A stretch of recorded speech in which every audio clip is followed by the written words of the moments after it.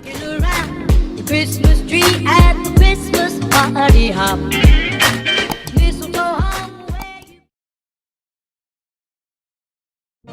Hey everyone, this is Ryce DG and welcome back to my channel.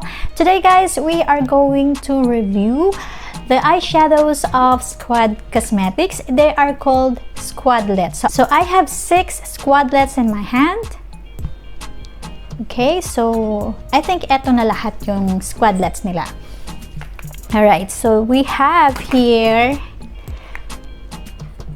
this one in brown. They are combo shades guys, kasi apat yan na shades ng brown.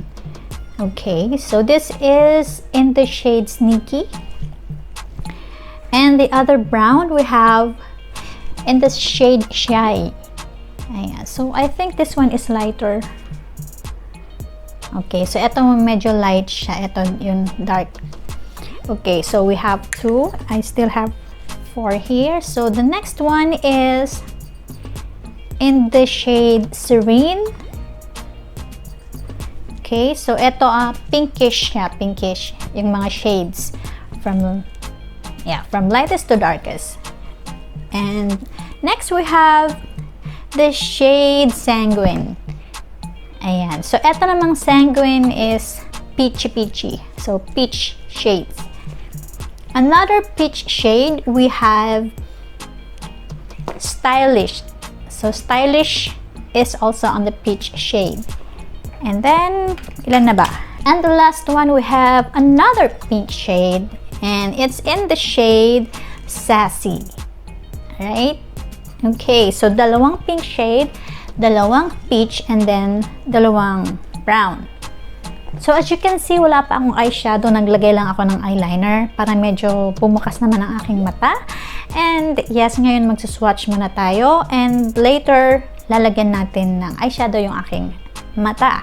Alright, so let's start with Shy.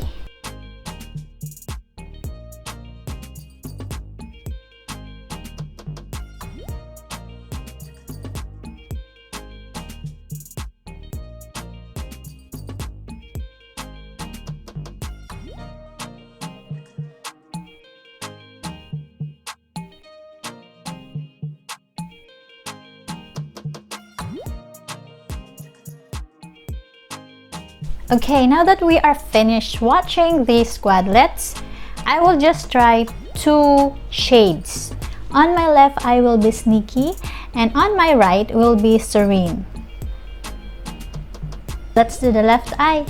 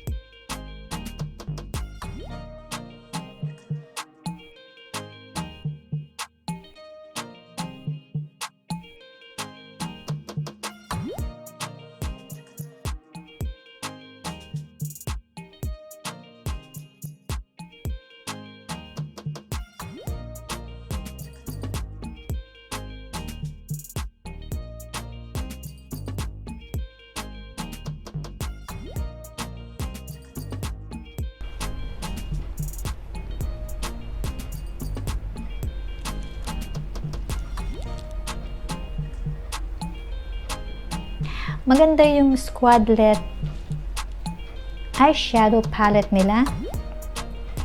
Because sa isang shade niya ng Squadlettes, meron ka ng pang transition. So hindi ka na mag-iisip kung ano yung color na bagay dun sa isang color. And meron na rin siyang shimmer na kasama. This is really very good for beginners like me. And by the way guys, this Squad Cosmetics na 6 na Squadlettes is not mine. It is my daughter's. And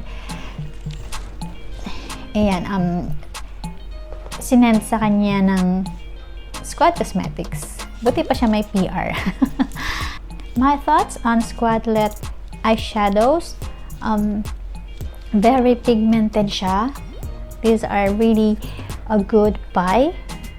Okay, it only costs 99 pesos per shade. So, 4 na yan guys. Okay, so for me, kung may ganito ako, talagang magagamit ko siya. It's small and maganda siya pang travel. You just have to choose what shade you like. And yes, that's all for Squad Cosmetics. I will see you again on my next one. Bye!